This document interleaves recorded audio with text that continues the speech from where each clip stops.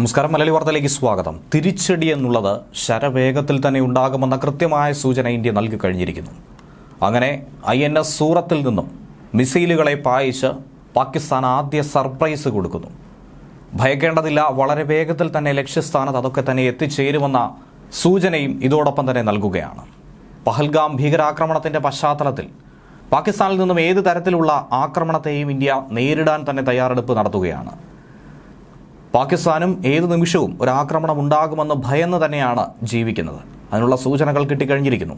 ആദ്യം നയതന്ത്ര തലത്തിൽ പാകിസ്ഥാന് കിട്ടേണ്ടയിടത്ത് നല്ല രീതിയിലുള്ള കുട്ടുകൾ കൊടുത്തുകൊണ്ടാണ് ഇന്ത്യ വിറപ്പിക്കുന്നത്. ഇതിനു പുറകെ സൈനികപരമായിട്ടുള്ള നീക്കങ്ങളും തുടങ്ങുന്നു. അതിൻ്റെ സാമ്പിൾ ഡോസ് ഇതിനോടകം തന്നെ ആരംഭിച്ചു കഴിഞ്ഞിരിക്കുന്നു. പാകിസ്ഥാൻ മിസൈൽ പരീക്ഷണ മേഖലയിലേക്ക് INS വിക്രാന്ത് കുതിച്ചൊരു വാർത്ത നമ്മളേവരും കണ്ടതാണ്. തൊട്ടുപിറകെ ഇന്ത്യൻ നേവിയുടെ പടക്കപ്പലായ INS സൂറത്തിൽ നിന്നും ഇന്ത്യ ഒരു മിസൈൽ പരീക്ഷണം കൂടി നടത്തിയിരിക്കുകയാണ്. Medium range surface to air missile പരീക്ഷണമാണ് വളരെ വിജയകരമായി പൂർത്തീകരിച്ചത്. കറാച്ചി തീരത്ത് പാകിസ്ഥാൻ മിസൈൽ പരീക്ഷണം നടത്തുമെന്ന റിപ്പോർട്ട് ലഭിച്ചതിന് പിറകെ തന്നെ ഇന്ത്യയും ഈ പരീക്ഷണം പൂർത്തീകരിച്ചിരിക്കുകയാണ്.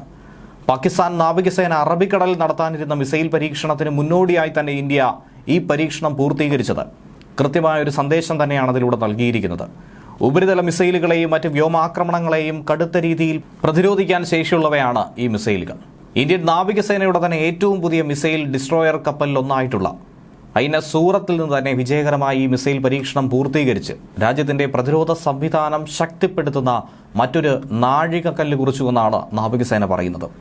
തദ്ദേശീയ യുദ്ധക്കപ്പൽ രൂപകൽപ്പന, വികസനം, പ്രവർത്തനങ്ങൾ എന്നിവയുടെ കാര്യത്തിൽ ഇന്ത്യൻ നാവികസേനയുടെ വളർന്നു വരുന്ന പ്രാവീണ്യം തന്നെയാണ് ഈ നേട്ടത്തിലൂടെ വിളിച്ചോതിക്കൊണ്ടിരിക്കുന്നത്. പ്രതിരോധ നിർമ്മാണത്തിലും സമുദ്ര സുരക്ഷയിലുമൊക്കെ തന്നെ ഇന്ത്യൻ സൈന്യത്തിൻ്റെ സുപ്രധാനമായ കുതിച്ചുചാട്ടത്തെ കൂടി ഈ പരീക്ഷണം അടയാളപ്പെടുത്തുകയാണ്. ലോകത്തിലെ തന്നെ ഏറ്റവും വലുതും ഏറ്റവും നൂതനവുമായിട്ടുള്ള ഡിസ്ട്രോയറുകളിൽ ഒന്ന് തന്നെയാണ് INS സൂറത്ത്. അതുപോലെ തന്നെ P-15B ഗൈഡഡ് മിസൈൽ ഡിസ്ട്രോയർ പ്രൊജക്റ്റിലെ നാലാമത്തേതും അവസാനത്തേതുമായിട്ടുള്ള കപ്പൽ കൂടിയാണ് INS സൂറത്ത്. അത്യാധുനിക ആയുധ സെൻസർ പാക്കേജുകളും വിപുലമായ നെറ്റ്വർക്ക് കേന്ദ്രീകൃത സംവിധാനങ്ങളുമൊക്കെ സജ്ജീകരിച്ചുകൊണ്ടാണ് ഈ കപ്പലുകൾ മുന്നോട്ട് കുതിക്കുന്നത്. നിലവിൽ 130ഓളം യുദ്ധക്കപ്പലുകളും 251 യുദ്ധവിമാനങ്ങളും ഹെലികോപ്റ്ററുകളുമൊക്കെ നാവികസേനയ്ക്ക് സ്വന്തമായുള്ളപ്പോഴാണ് പഹൽഗാം ഭീകരാക്രമണത്തിനുള്ള മറുപടി ഉറപ്പായും ഇതിൽ നിന്ന് തന്നെ ലഭിക്കുമെന്ന ശക്തമായ സന്ദേശം കൊടുത്തിരിക്കുന്നത്. ഭീകരർക്ക് വലിയൊരു മുന്നറിയിപ്പാണ് ഇതോടൊപ്പം ഇന്ത്യൻ പ്രധാനമന്ത്രി നരേന്ദ്രമോദി നൽകുന്നത്.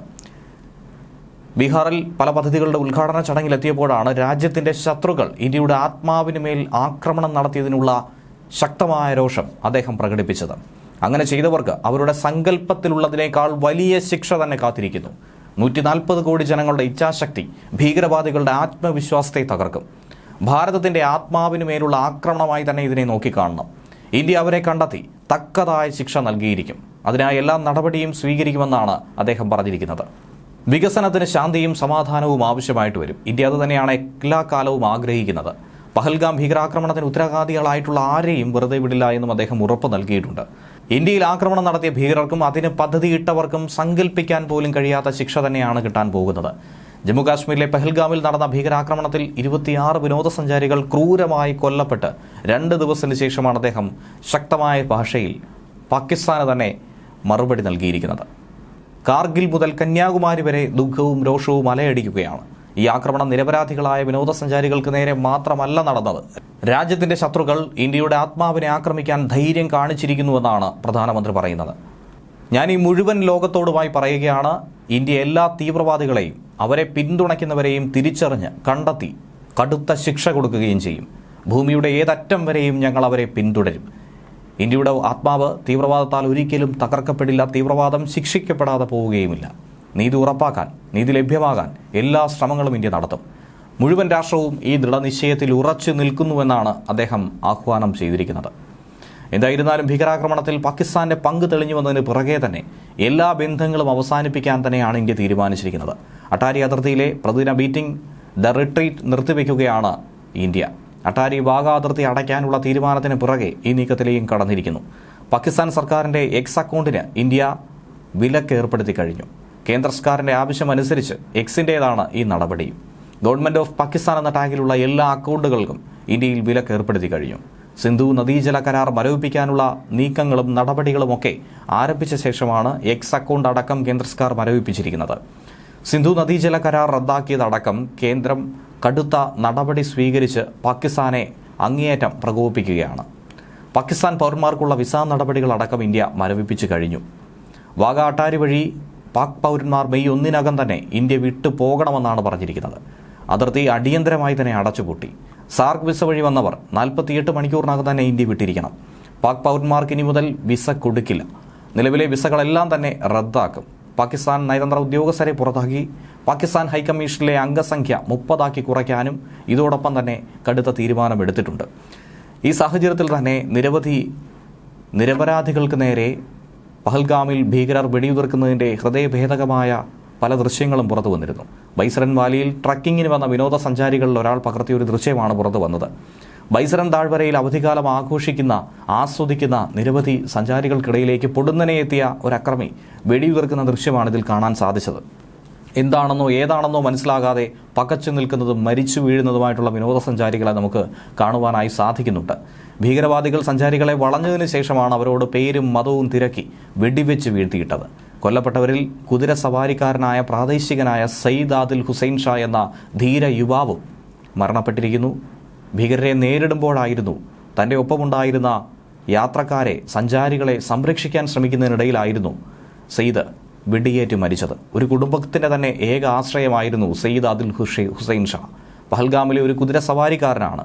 ഭീകരാക്രമണ വിവരം അറിഞ്ഞുകൊണ്ട് സയ്യിദിൻ്റെ പിതാവ് സയ്യിദിനെ ബന്ധപ്പെടാനായി ശ്രമിച്ചുവെങ്കിലും ഫോണിൽ ബന്ധപ്പെടാൻ കഴിഞ്ഞിരുന്നില്ല. അപ്പോൾ തന്നെ സംശയാസ്പദമായി പലതും മണത്തു.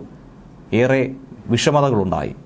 എന്നാൽ പോലീസ് സ്റ്റേഷനിലേക്ക് കുതിച്ചെത്തി വിവരം അന്വേഷിച്ചപ്പോൾ മകന് പരിക്ക് പറ്റിയെന്ന വിവരമാണ് കിട്ടിയത്. തൊട്ടു പിറകെ തന്നെ അവൻ മരണപ്പെട്ടുവെന്ന ഹൃദയഭേദകമായ വാർത്തയും ആ കുടുംബത്തിന് എത്തിച്ചേരുകയാണ്. മകൻ്റെ മരണത്തിൽ നീതി കിട്ടണമെന്ന് ആവശ്യപ്പെട്ടുകൊണ്ട്, ഭീകരവാദികളെ തുടച്ചു നീക്കണമെന്ന് ആവശ്യപ്പെട്ടുകൊണ്ട് ഇന്ന് ആ പിതാവ് ശക്തമായി തന്നെ വാദിക്കുകയാണ്. അവനില്ലാതെ ഇനി എങ്ങനെ മുന്നോട്ട് പോകുമെന്നുള്ള ആശങ്കയും ആ കുടുംബം തന്നെ പങ്കുവയ്ക്കുന്നുണ്ട്. ഭീകരാക്രമണത്തിൻ്റെ മറുവശമാണ് ആദിൽ ഹുസൈൻ ഷായുടെ കുടുംബവും. കൊല്ലപ്പെട്ടവരിലെ ഏക മുസ്ലിമും കശ്മീരിൽ നിന്നുള്ള ഏക വ്യക്തിയുമാണ് ആദിൽ. പ്രദേശത്ത് സാധാരണയായി എത്തുന്ന ടൂറിസ്റ്റുകൾക്ക് പോണി സവാരി നടത്തുന്ന വ്യക്തിയായിരുന്നു ആദിൽ. സാധാരണ ജോലിക്ക് പോകുന്നത് പോലെ അന്ന് എത്തിയിരുന്നില്ല. സവാരി നടത്തി ഒരു ദിവസം 400 മുതൽ 500 രൂപ വരെയാണ് സ്വന്തമാക്കുന്നത്. അതുകൊണ്ട് കുടുംബത്തെ ഭംഗിയായി നോക്കിയിരുന്നു. അവനെ ആശ്രയിച്ചുണ്ടായിരുന്ന ആ കുടുംബം മൊത്തം ഇന്ന് അനാഥരായി മാറിയിരിക്കുകയാണ്. തൻ്റെ കുതിരയിൽ വന്ന ഗസ്റ്റിനെ രക്ഷിക്കാനുള്ള ഒരു ശ്രമത്തിനിടയിലാണ്, ആ ഒരു പോരാട്ടത്തിനിടയിലാണ് കൊല്ലപ്പെട്ടത്. എന്നാൽ ഒരുപക്ഷെ പേരും കലിമയും എന്തെന്ന് ചൊല്ലിക്കഴിഞ്ഞാൽ ആദിലിന് രക്ഷപ്പെടാൻ സാധിക്കുമായിരുന്നു. പക്ഷേ ആദിൽ അവിടെ ചെയ്തത് എന്തിനാണ് നിങ്ങൾ ഈ പാവങ്ങളെ കൊല്ലുന്നത് എന്നുള്ള ചോദ്യം തന്നെയായിരുന്നു. ആ ചോദ്യം തീവ്രവാദികളെ അങ്ങേയറ്റം പ്രകോപിപ്പിച്ചിട്ടുണ്ടായിരുന്നു.